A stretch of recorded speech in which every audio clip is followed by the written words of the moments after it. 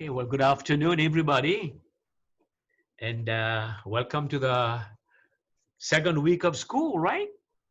And it feels strange that the classes have begun, and yet we don't see students on campus, and we know we have thousands of students enrolled in online classes, even though their initial intention was not to get in online classes, that they wanted face-to-face classes, but our faculty and staff are working very hard to make all students feel welcome online and also to provide them with the instruction that they need so that they can achieve success in their career, whatever that career be, or if they're going to transfer to four-year institutions or continue with other aspects of their lives.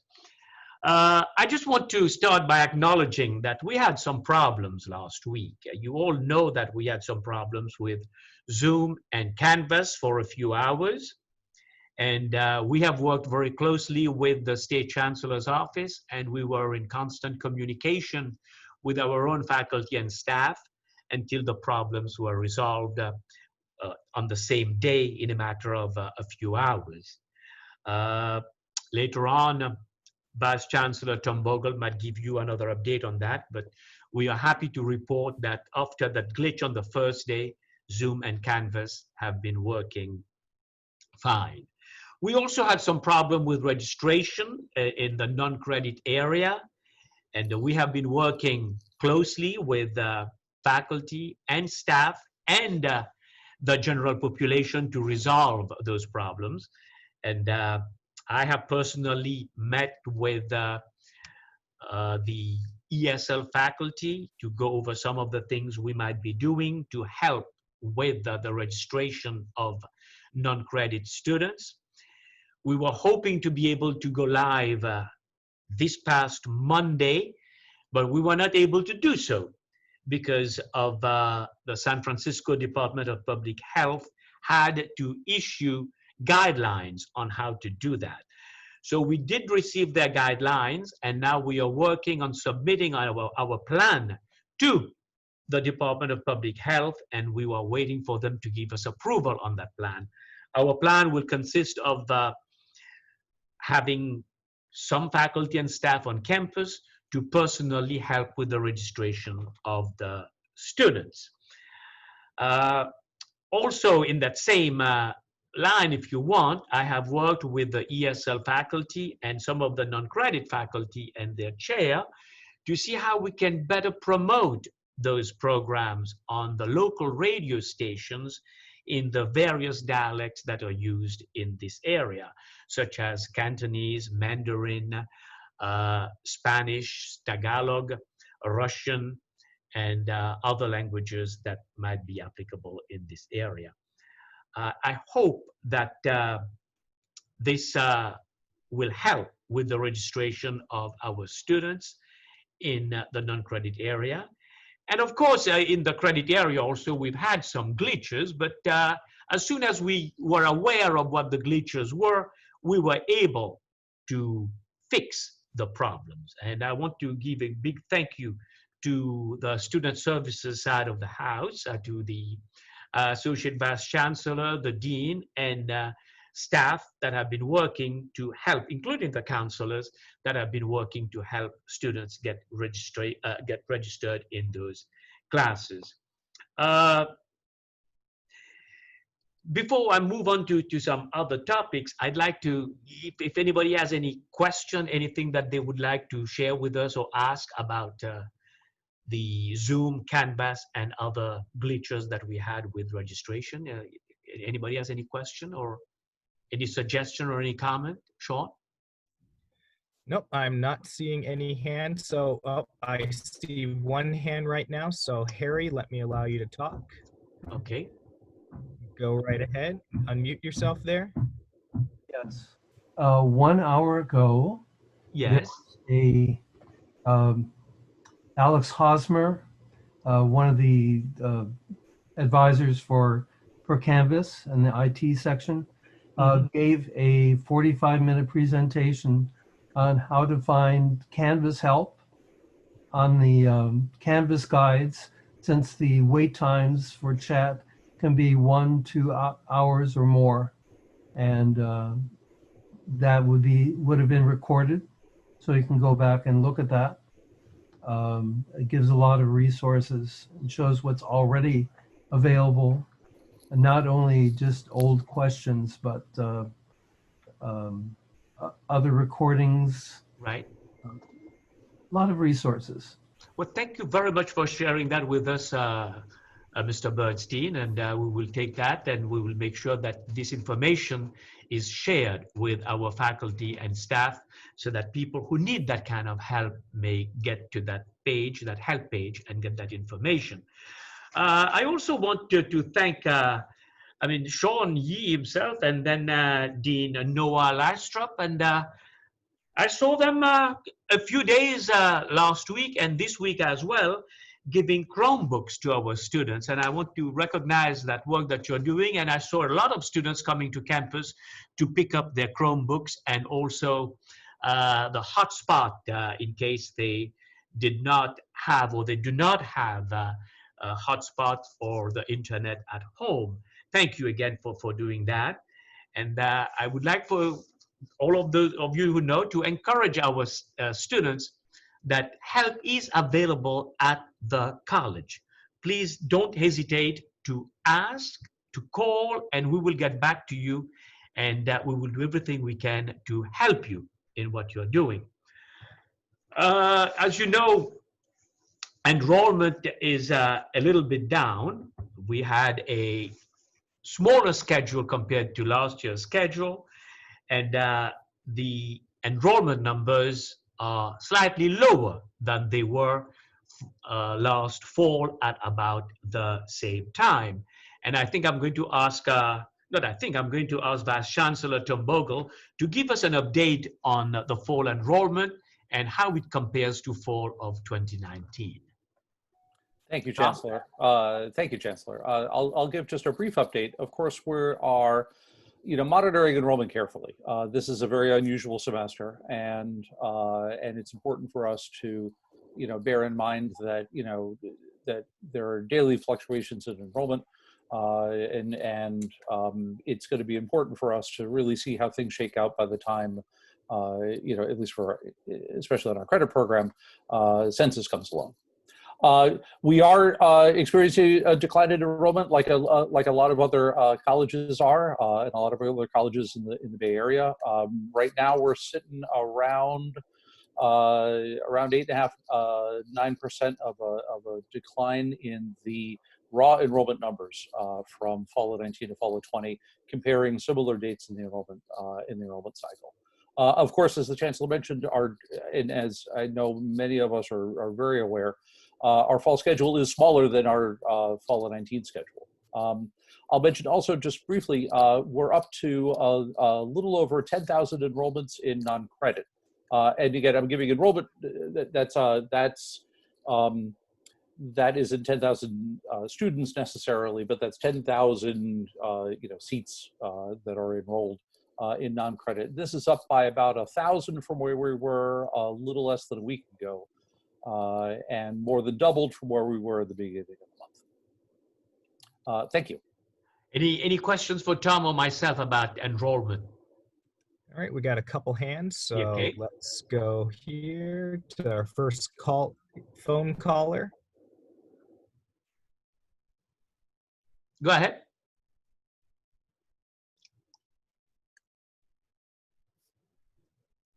Hello, is this my Phone caller, you can Yes.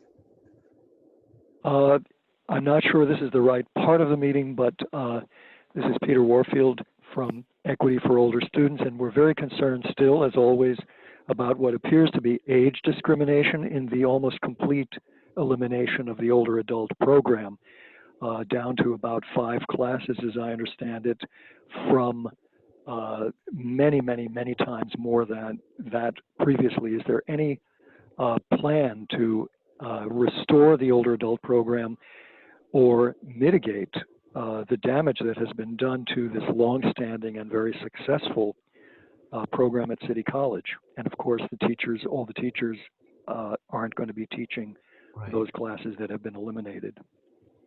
Well, I would like to reassure you that our goal is not to discriminate against anybody. We are doing our best to ensure that we have classes offered to all the full population of this area. And I am going to work with the administration, with the vice chancellors, to see what we can do to better serve, as you say, the older adult population. And I do not personally know how many sections are being offered right now. I hear you're just saying that there are only 4 sections offered. And I'm going to work with Tom Bogle to see what those classes are and where the demand is. And if we can increase the offering, we will do so. But otherwise, I'm going to ask Tom, is there anything you want to add on that? Is there any other information that we have or you have? No, I think the only thing I'd mention is that, you know, you've charged us with with working on a multi-year budget and enrollment plan, and certainly, you know, talking about, you know, talking about our programs is going to be an important element of that plan. Mr. Bernstein, so this is the answer we have right now, and as Vice Chancellor Bogle mentioned, this will be considered in the plan that is being put together right now, the 5-year plan that the college will be presenting in the next few weeks. Okay. Other questions? All right, we got 2 more questions here. Bob McAteer, why don't you go ahead, unmute yourself? Okay. Bob, go ahead. Mr. McAteer, I think you're muted.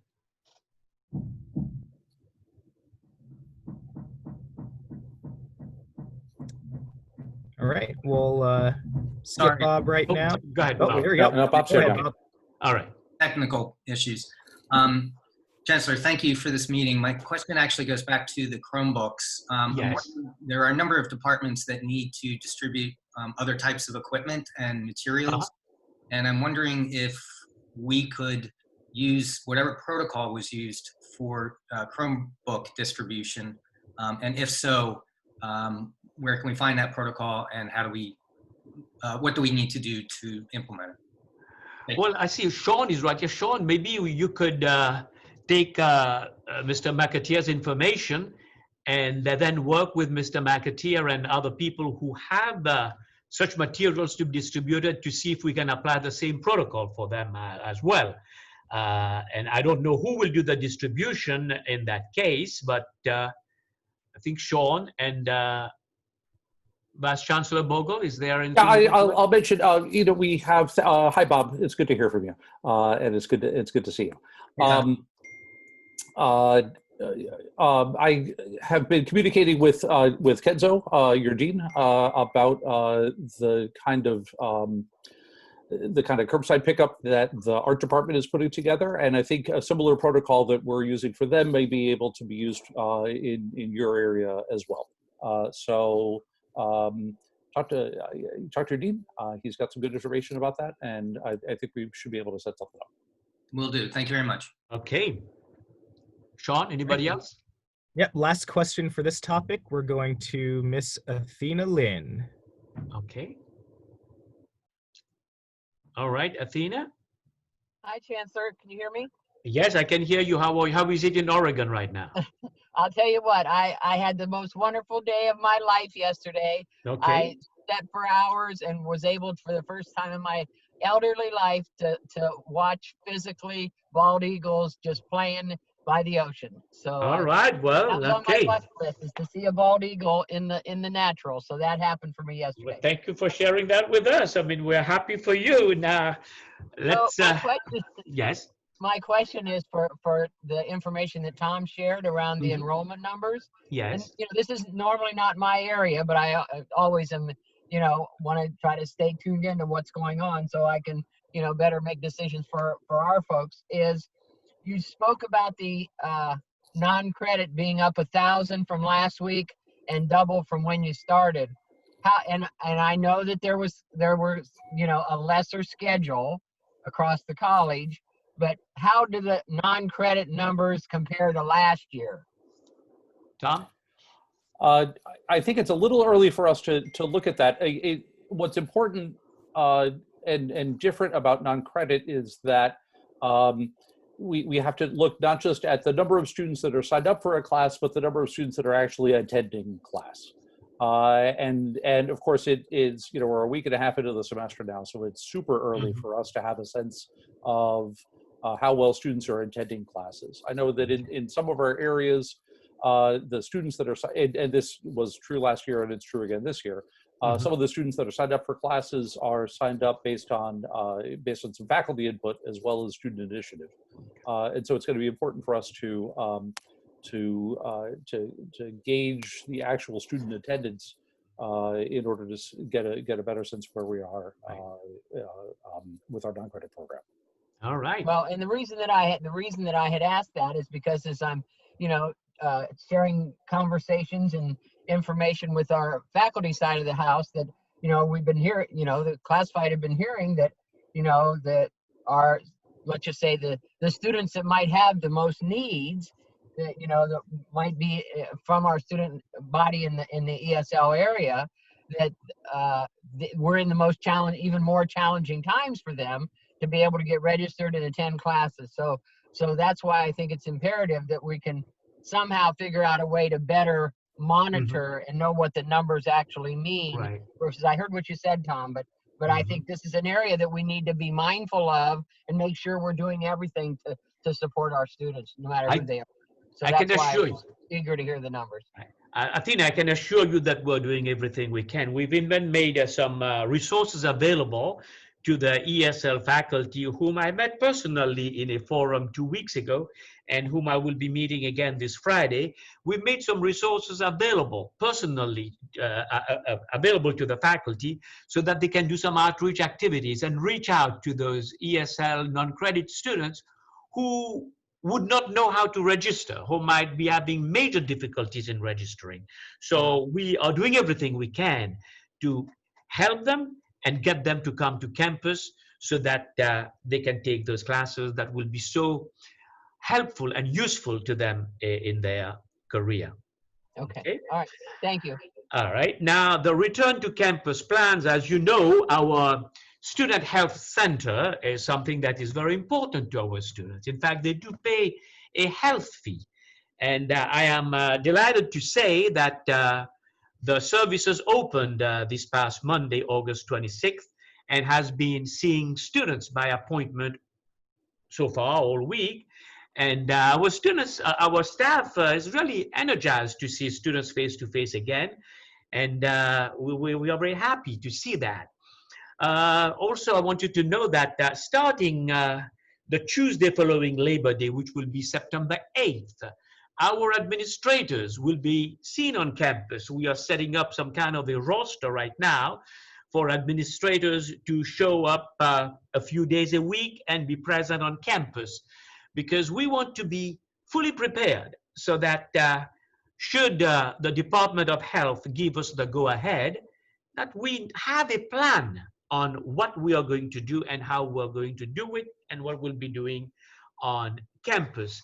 And I would like for Deputy Chancellor Diana Gonzalez and also Associate Vice Chancellor Elizabeth Correa and Vice Chancellor Tom Bogle to share any kind of additional information they might have with you about the return to campus plan that we are working on right now. Deputy Chancellor Gonzalez? I see that she has just stepped away okay, for a second. Vice So Chancellor let me vamp while she's right. away. We have been working closely with the San Francisco Department of Public Health on our return to campus efforts. The Department of Diana's just coming back now, so okay. I'm gonna let her chime in on this,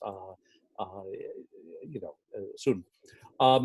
The Department of Public Health has published a series of guidelines and protocols and requirements for all of the institutions of higher education in San Francisco. And we've been in conversation with them along with our colleagues at San Francisco State, UCSF, USF, CCA, all the different higher education institutions. Our current planning is focused on providing some level of in-person instruction for some of our critical areas, especially in our allied health areas, where based on those Department of Public Health guidelines.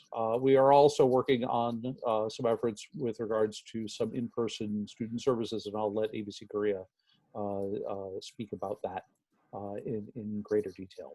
The Department of Public Health is requiring us to submit a plan for in-person activities that involve students for review and approval prior to us implementing that plan. And as the Chancellor mentioned, we're in the process of putting that plan together for submission. So Deputy Chancellor Gonzalez, ABC Korea, I'll let you at this point fill in any other details you'd like to. So if I can just provide, thank you, Tom, or Vice Chancellor Bogle, just a very broad overview. Of course, everything that we do is guided by the Department of Public Health through San Francisco. So even though there are some, there's still some plans that we have to submit for pre-approval, especially for in-person instruction and other student services, we are continuing our efforts and planning consistent with what we started with the return to campus efforts. With each one, we've learned a little bit, and so to use a phrase that our consultant had used, if library was the first pancake, and that was a little bit messy, student health was the second pancake, much neater, but still some lessons learned. So we're refining the process, and so the takeaway for this is the process starts with submitting the plan, and all this information is available online. But the plan starts with the programmatic safety plan that gets submitted to Lal Jones Bay and William Mosley in HR. HR, specifically William, will be responsible for coordinating with the employee groups, whether it's AFT for faculty, department chair, SEIU, Athena and Maria for SEIU, buildings and trades, etc. So we've got, and we've developed templates to hopefully make the process go a lot smoother. So this is the return to campus efforts that will be ongoing. We also, as Tom, Vice Chancellor Bogle had mentioned, there are one-time access activities, the art department, culinary arts, and so those would be coordinated through the dean of that area, working with AVC Bynum to get those scheduled so that we can set up the same type of curbside pickup that we're doing with the Chromebooks. So if you have any process questions or any concerns, if things seem like they're kind of, you don't know where to turn, please reach out to myself and Lal Jones Bay, and we'll make sure that you get taken care of. ABC Korea. Thank you, Deputy Chancellor Gonzalez. Hello, everybody. As far as student affairs, so as the Chancellor mentioned, our student health services did go through a return to campus and are now servicing students. We're also now in the process of trying to work through the approval process for our in-person limited non-credit registration at both the Ocean and some of our centers. So we're working through those approval plans here on campus and then going through the DPH approval. The student affairs in general are working through just getting all of the planning process involved and meeting all of the requirements to submit a plan in order for when we are looking into bringing back all of our student services programs. One of the other departments that we are looking at discussion and plan preparation will be for our DSPS area as well, for possibly maybe returning sometime in this fall semester. But we are just meeting and having discussions and going through the planning process on getting the plans situated for all of the other student affairs areas. Thank you. All right. Does anybody have any question about the return to campus? We've got a hand here. Okay. Athena, go ahead. Thank you, Sean. So Diana, the plan that you talked about for the one-time access, and it would go through the deans and then through the facilities area. So on those one-time coming on campus for whatever the reason, are the folks that are involved with that, the people coming on campus, are those folks held to the same standard of doing that screening test before they come into a building? No, because the way that it's going to be set up is they're not coming into the building so much like, and then Sean can elaborate on this, Sean, or if Dean Lystrup's on the call, curbside pickup. So it's as contactless as possible and not coming into the building. But that's for the Chromebooks, right? I'm talking about when you mentioned the right. But we're going to try to set up.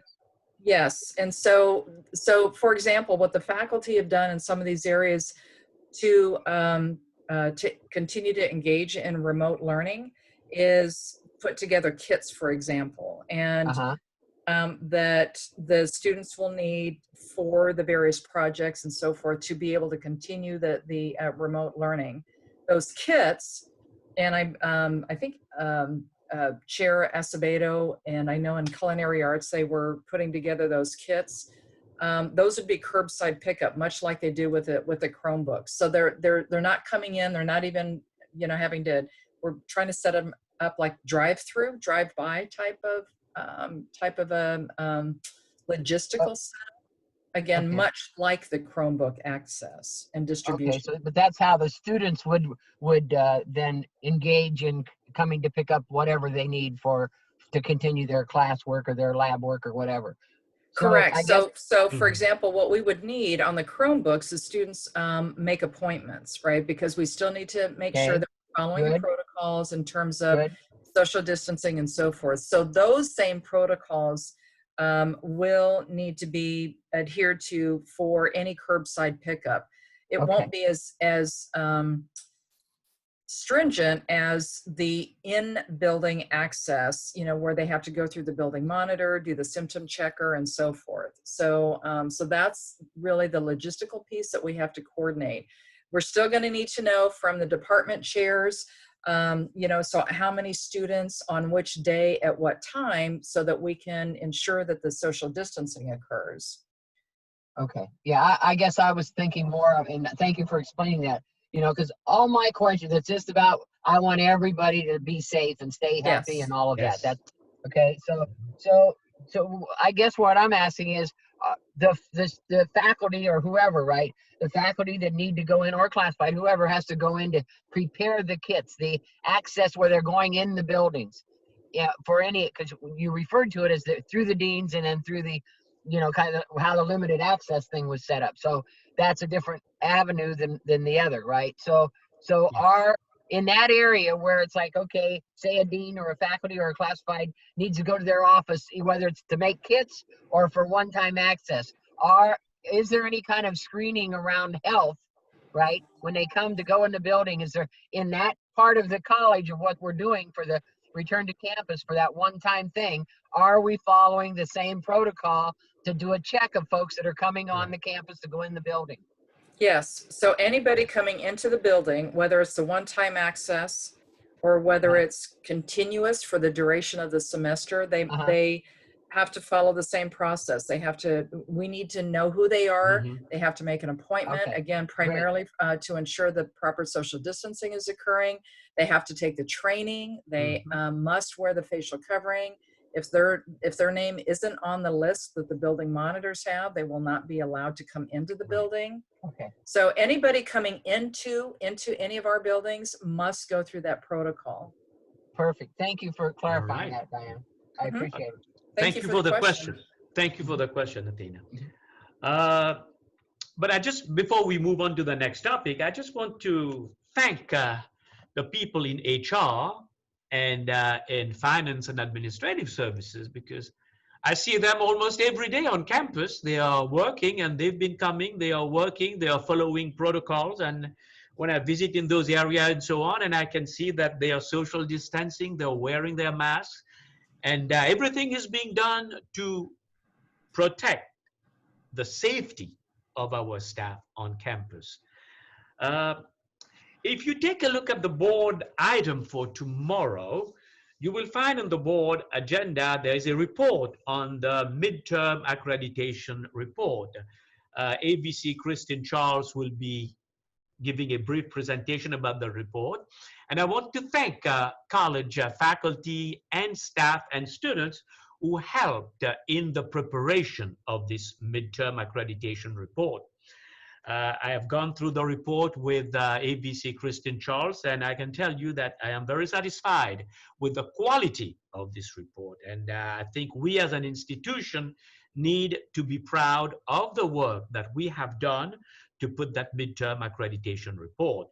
Now, you all need to know that we don't get to write what we want to write in a midterm accreditation report. We have to address the questions that the commission, that ACCJC, has in that midterm accreditation report. So we have to address those questions that they have. We also have to address the suggestions that they gave us at the last visit. And also we have a couple quality-focused essays that we have to write. And I personally don't think that we would have any problem with that report. And I'm almost certain that when we submit that report in, it's going to be accepted by the commission. And after that, we will be preparing for the next major visit, which should take place in 2023, I believe. Does anybody have any question on the accreditation report? We have one hand. Yes. Win, go ahead, unmute yourself and you can talk. And we have Simon after. Hi, thank you Hi. so much for doing this. I'm just wondering if the class LALS 5 will be put back into the schedule as a late start. I think that this has come up on a number of different fronts. I know that the students want it. I think it's a class that goes toward equity. And at this time in our current historical context, I think it's more important than ever to support our Black and Brown students, but especially our Black ones. So I'm wondering what the progress is on having that late start class. That's what LAAS 5 you said? Latin American Latino or Latin American Latinx studies, and it's a statistics class, but it's specifically designed for the success of our Black and Brown students, and there's no doubt that it would get enrollment. Okay, Tom, Vice Chancellor Bogle, anything? Can you address that class? I'll say just briefly, because this is a very specific question, is you know, if there's a desire for this class, I know that you know, the dean over that area will bring that request up through me, and we'll see what we can do. We have to see if you know, the enrollment is an important part of that. The ability to run the class is another important part. Does that answer your question, Professor Kaufman? No, it doesn't. What? So what is it exactly? Because I know that the you know, it doesn't answer the question because it doesn't answer why it hasn't been offered yet. I mean, the barriers that he's talking about are they're just not real. They're I don't want to say false barriers, but I don't think that they're legitimate barriers. So this is, before I turn to Vice Chancellor Bogle, so this is a statistics class that is specifically designed to address the needs of Latin American, Latinx students and African American students. Is that correct? That is correct, yes. And okay, so let me work with Vice Chancellor Bogle on that. And Vice Chancellor Bogle will get back to you at a later point this week on that class. Yeah, and is that a better answer? I thank you so much for your attention to this, and I just want to call attention that this was one of 3 specific items that the Affirmative Action Task Force of AFT 2121 has been asking since beginning of the summer in order to address the equity question for our African American students. Now, I am assuming that this class has already cleared curriculum committee. Oh, and yeah. That it is a class that is absolutely. also a class for transfer. Yes, absolutely. Not only is it for transfer, but it is the only statistics class that is CID approved. Okay, all right. I'm going to work with Vice Chancellor Bogle on that, and Vice Chancellor Bogle will get back to you. Thank you so much. Dr. Okay, all right. Next question from Professor Hanson. All right, Simon with the last question on this topic. Okay. Thank you. The question is back on the topic of the ACCJC midterm report. Right.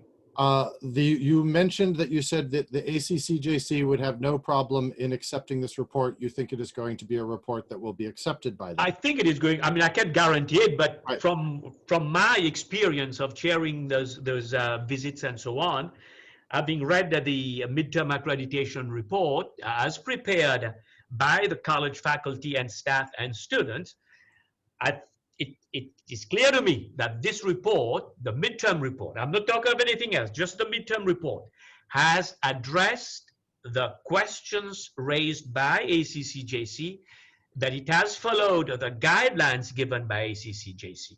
So that I can tell you, if I were looking at the report, it is a report that has met the criteria as set up by My specific question for you is regards to the financial aspect of that report. In November, the last audit we had concerns, and there was a district response written into our audit. Yes. That has been updated in the report because of where our balance sheet showed us at the end of this year. Yes. What is cited in the report that we are bringing to the board for first read is a 2018 management plan that talks about structural reorganization of the college and reference to our multi-year plan, which has not yet been released. Yes, this is going to be addressed. Yeah, to be addressed. Yeah, yeah. Go ahead, go ahead. Yeah, my question is about whether that multi-year plan is going to be satisfactory to address the concerns in our audit, that there was serious concerns of the auditor about us as an ongoing concern, and our balance issue of our balance sheet and where we are. Okay, let me address this part. I have had a conversation with the ABC Kristen Charles on that. When our reports are reviewed on September 10 by the subcommittees of the board, there will be some changes made to this report to incorporate the latest plans. Okay, that's where we are with it. It's what you see over there, where there will be some changes in the report, because the enrollment management plan, the restructuring plan, and the budget plans will be the ones that we're going to be presenting on September 10th. In that report on September 10th that we're going to report, is it going to be an extension of the 2018 guidance that was referenced in the midterm report? Let me ask, that part I'm not too sure about. Let me ask ABC Charles, Kristen Charles. ABC Kristen Charles, you there? I see you're unmuting that you're... Sorry. Yeah, okay, go ahead. I am here. And Simon, thank you for those questions. I need to look back at what you're referencing specifically, but I would be happy to let you know my thoughts after looking at that. Yeah. Does that answer your question, Professor? I just want to be clear, where we are right now is in last year in the process of this report, we did not have a plan that we were following, even within the 6 months between December and July. And now we have said that the plan that we are going to follow is the plan that is going to be released right before we have to submit our midterm report. So the question really is, we've made an addendum to the book. The report says all the answers are in the addendum, and the addendum has not been released. And my question is yes, that the potential that addendum is going to be accepted by the ACCJC, because none of us have had a chance to actually vet that addendum or look at the long-term plans on that. Okay, now I understand your question. Well, what I am going to suggest is I'm going to ask ABC Charles to reconvene the committee. Since the report is not due until the middle of October, I believe, is that correct, ABC Charles? Correct, October. The middle of 15th. October. So we still have time not to have an addendum, but to have it incorporated in the report. so that the board will get to review the I think- final report at their September meeting. That, to my, as far as I'm concerned, that would be a better approach to it. Since we don't have to submit that report until the middle of October, and we still have time, the committee that was working on that document can get together around the middle of October and review the document and make the necessary amendment to the document so that we don't have an addendum there. It is part of the report itself. Many things on the report are referenced, especially our financial plans. Whichever approach, that is really the question, is whether it is better to set a target that you don't meet, which is what we have evidentiary evidence of in the past, or whether our future target plan is going to be something that we are going to have fully able to achieve in October. And it is that multi-year financial planning which will require much input. There's our challenge right there, is that plan and how it ties into our midterm report. So may I comment? This is Deputy Chancellor Gonzalez. So so the midterm, the challenge with the midterm report is, as we're drafting it, it's written as though whatever we're referencing has already occurred, right? And so that's why some of it has changed as the circumstances have changed. With respect to the multi-year plan, the multi-year plan will be incorporated in the final adopted budget that will be presented to the board ultimately in October. The timeline, and you'll see this tomorrow at the board meeting that ABC Nassar will be presenting, is the timeline and with which that will be presented. So the first stop for the multi-year plan will be the PGC Budget Committee on September 8th, then the Board Budget and Audit Committee on the 10th. When the multi-year plan is presented to the board September 24th, it will be for the purpose of getting direction, much like when the tentative budget or the assumptions for a tentative budget are presented to the board. In October, when the final budget is adopted, in addition to the final budget, the plan for the multi-year will be included in there. As we approach each year, the budget for that year will go through the PGC process, right? It will go through the PGC Budget Committee. It will go through the PGC, the Board Budget and Audit Committee. But we need to at least present a plan. We were directed by the Chancellor to at least present the multi-year plan. The actual budget development for each one of those years that will be included in the multi-year plan will go through the same vetting process as we do for each individual year. But we need a roadmap, and that's really what the multi-year plan is about. It's that roadmap. It's to get us out of this reactionary cycle and last minute shifts from the categorical funds to now try to supplement the U fund.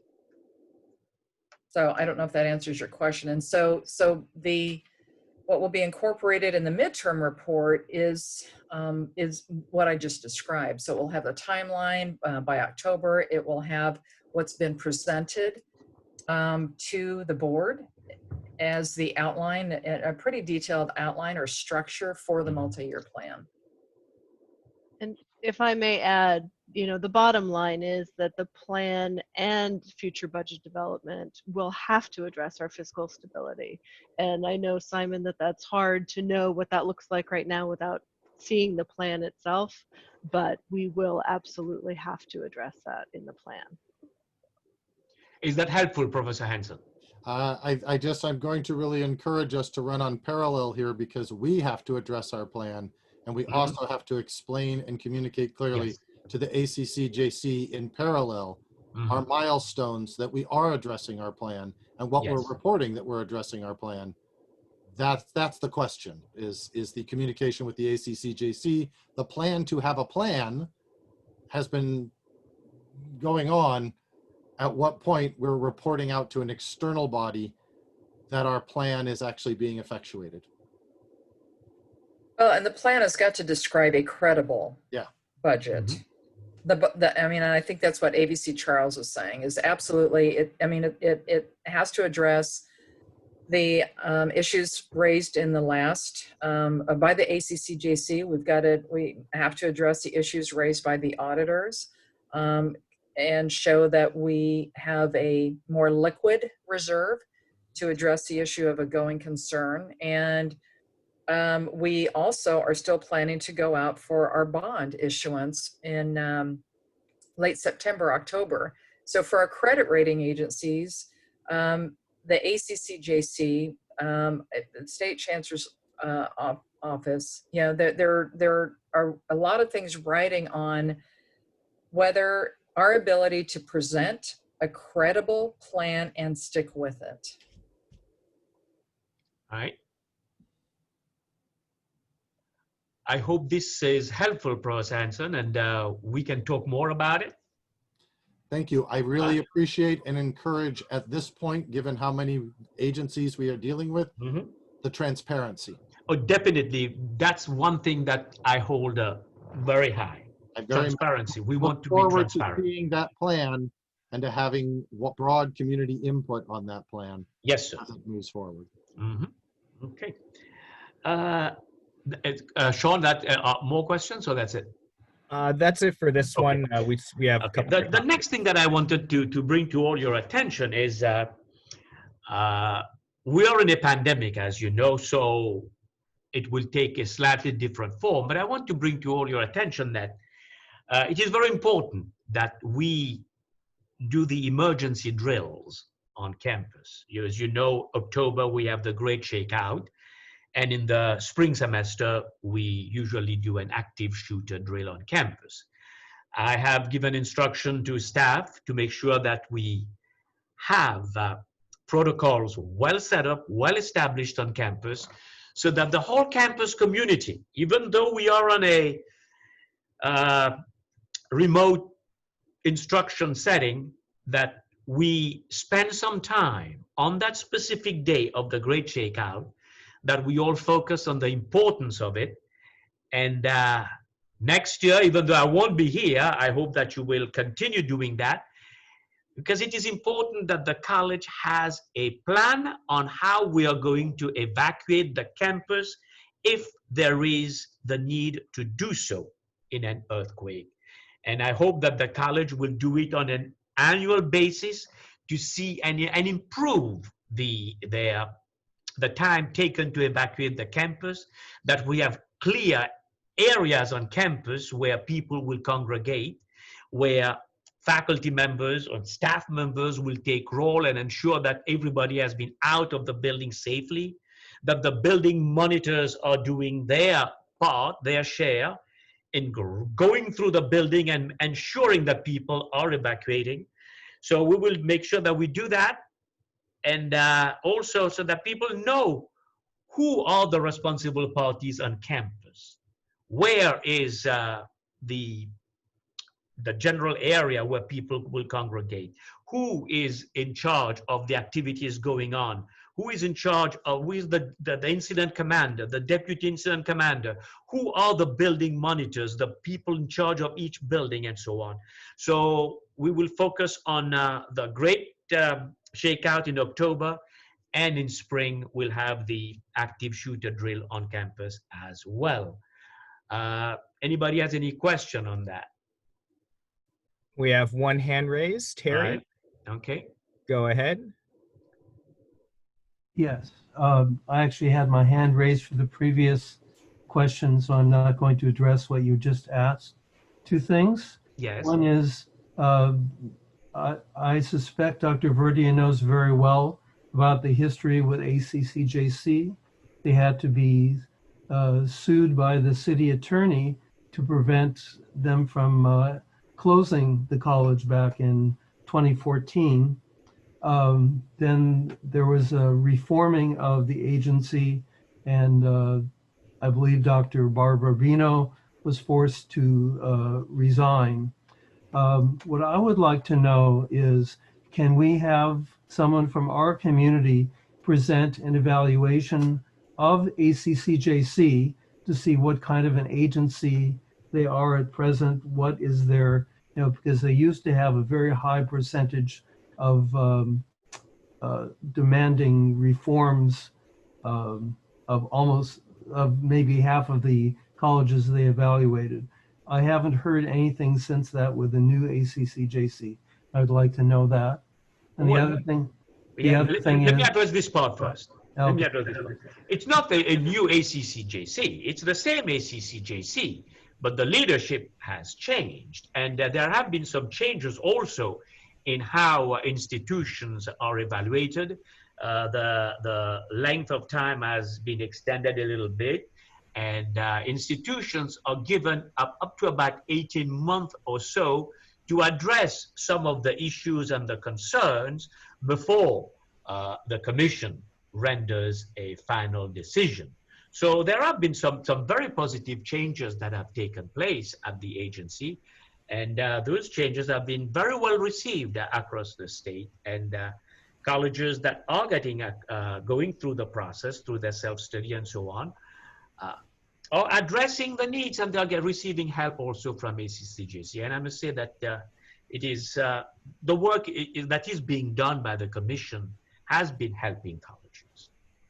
Yes, I'm just saying that I personally don't know where to go to get this information about the assessment that you seem to know very well. Okay, we can provide you with that kind of information. I mean, if you go to the ACCJC site, there is an official letter that goes out twice a year showing the institutions that were evaluated in the previous semester and the results of the evaluation.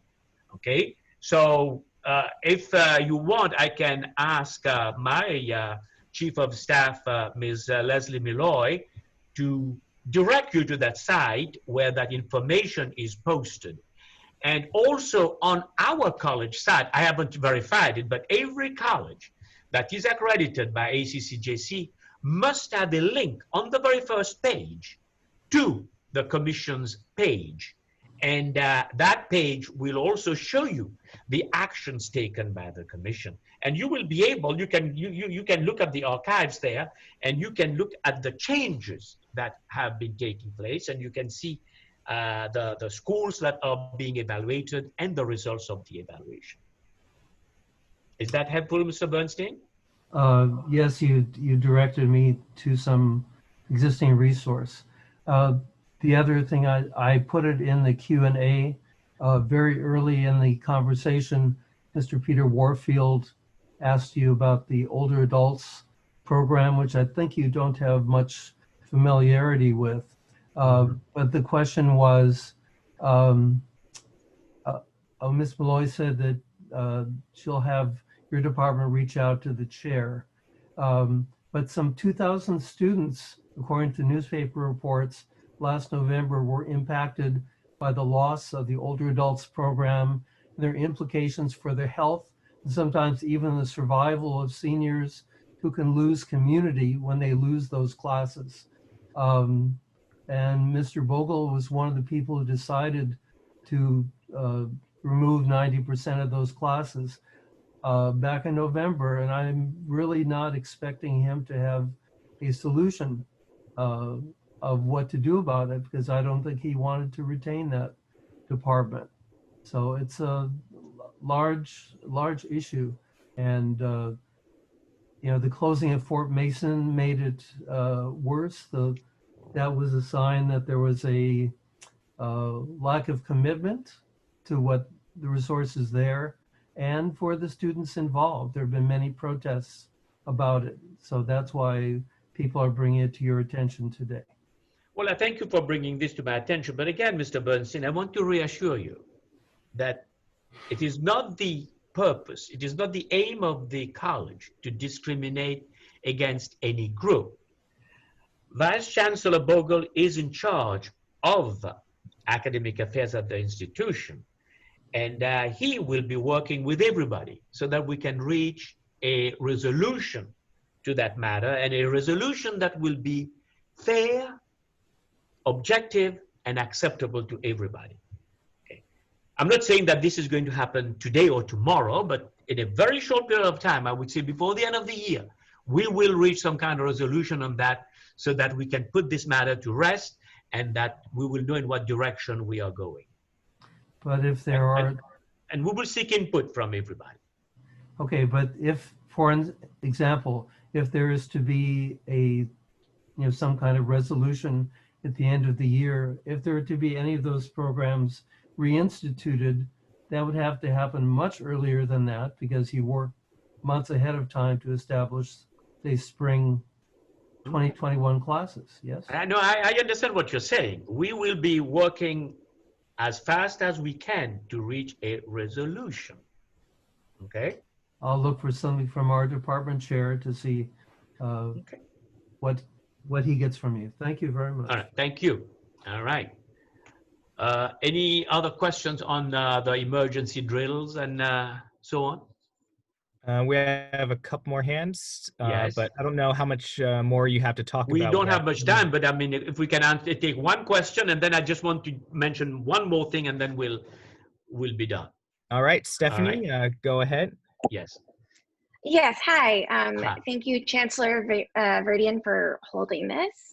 My question, I also wanted to ask this a while ago, but I actually feel like it's an overarching question that applies to a lot of things here. I wanted to give some background to folks who might be listening that when we asked when Wind Kaufman asked the question about restoring the Latin American Latinx Studies statistics course, yes. Folks, yourself included, acted as if it was the first time you had heard that request, which is obviously not true. We sent you a letter several weeks ago. We've also had various meetings over the summer with Vice Chancellor Tom Bogle and Deputy Chancellor Diana Gonzalez. And it seems like, after listening to Simon's question and the response, I am hearing that there are a lot of people who are unsatisfied with the response by the administration to their requests. We get a lot of words, but we very rarely get actions. We actually had several meetings canceled at the last minute about the issue of restoring this class over the summer. So I would like to ask you how we should hold you and the other administrators accountable. How do we actually get you to take action instead of just saying you're going to make more plans? Well, that's up to you. I mean, you can have the board terminate me if you're not satisfied with what I'm doing. That seems like that seems like a facile response to a Well, it's not a facile question. response. I mean, you must, I'm telling you, I'm here, I'm working here. And if you're not happy with what I'm doing, it's very simple. You can ask the board to, it's an easy thing to do. So why haven't you responded to our letter? Well, I wasn't aware of that. You're saying that you sent it to me, but I may have received it, but I do not know because to me this is the first time I'm hearing about that. We sent it to you. We sent it to you over several weeks ago. And if you're unaware of it for whatever reason, then I would ask that maybe you work on improving your communication system, handling that. No, but maybe you could pass this off to Vice Chancellor Tom Bogle or Deputy Chancellor Diana Gonzalez, both of whom have been in these meetings and still have not done anything. Well, I just came here. This is my 6th or 7th week here. You said to me, you sent that to me several weeks ago. I was not fully aware of everything that was going on, and I may have passed it to Vice Chancellor Bogle. I'm not sure. Okay, to me, this was the first time today that I really understand the nature of this question and this cause. So if you don't want to believe me, I can force you to believe me. I'm just telling you. Can we talk more generally then? How do we hold you accountable? I just told you. There's not. What do you want me to tell you as an answer? That I will offer the class or I will not offer the class? Yes, I want you to offer the class. Oh, I can answer that question right now. I cannot tell you yes or no right now. I have to discuss the matter with Vice Chancellor Bogle and understand from him why the class is not in the schedule or not. Well, we know why it's not in the schedule. It's because they don't want to hire Dr. Ramona Coates full time. I do not know that. I don't know all that. I have to discuss it with Mr. Bogle. So we have been discussing this with the other administrators for months now, and I understand that you're new to the college. So you have an opportunity here to actually do something to make some changes.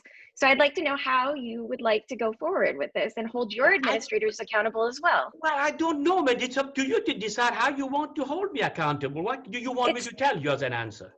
We are trying to hold you accountable. We have gone public. We've had press conferences. We've had meetings with the Board of Trustees. We've talked to supervisors. I want to know how we can clean this up from the inside, though, because this is absurd. It feels like faculty and students have no voice here. Well, let me say this to you. From what you just said right now, you've gone to all those people. You've gone to the trustees, you've gone to the city, you've gone to the Board of Supervisors. And I am brand new here, and you haven't been able to get anything. I'm brand new here. I just came here. This is my 7th week or so here. And you are telling me about it. And I tell you, I will get back to you after I have a discussion with Vice Chancellor Bogle. You don't want to hear that answer. What answer would you want me to tell you? I would like to know a date and time by which we can have an action. An action? I can't guarantee what the action will be. You will get an answer from me. The answer will be yes or no. So how do we go about making sure that folks show up to their meetings? Because like I said, we've had several canceled on us at the last minute. So if you say that you're going to talk to us and get back to us. You're telling me that right now. I don't know that they canceled the meeting on you. You're telling me that now. All right. Okay. So I'm giving you an opportunity now to help heal some of these wounds that have, been created between administration and faculty and students. So I'm asking that if you make a promise to look into something, that you then also follow up with a meeting or something, that you give us a date, that you give us something tangible, not just words to put it off, which is what's been happening for months. Now you're telling me this has been going on for a month and you haven't reached any resolution. I am just here. Because the administration, excuse me, it's because the administration has been dragging their feet. They've been canceling meetings. They've said that they're going to keep planning, and yet they have done nothing to act. So how do we get the administration to act? I will get you an answer by Monday of next week. If you send an email to my chief of staff, you will get an answer by next Monday, whether the answer is yes or no. Okay? Okay, I will take that. Okay, you will get an answer. Yes, the course will be offered. No, the course will not be offered. You will get an answer by Monday of next week. Thank you. Okay. Well, I think by now we are already over 3 o'clock. And one last thing I wanted to tell you, if you still, if people can wait for a couple more minutes, as you will also see on the board agenda, we have an item relating to the budget that deals with how much money we are saving with the reorganization or the right sizing of the higher administration. You will find that this right sizing of the organization is saving the college $550,000. Okay, and also you will find from that presentation that the schedule for classes is it is going to cost the college about $16,400,000, and there will be a savings of about $100,000. And that money and any other savings that we have will be applied to adding additional sections as required, or will be directed towards the summer courses for next year. And on this, if no one has one final question that I can answer, we will adjourn this open forum. And hopefully maybe some of you will be at the board meeting tomorrow. And other than that, I will see you next month.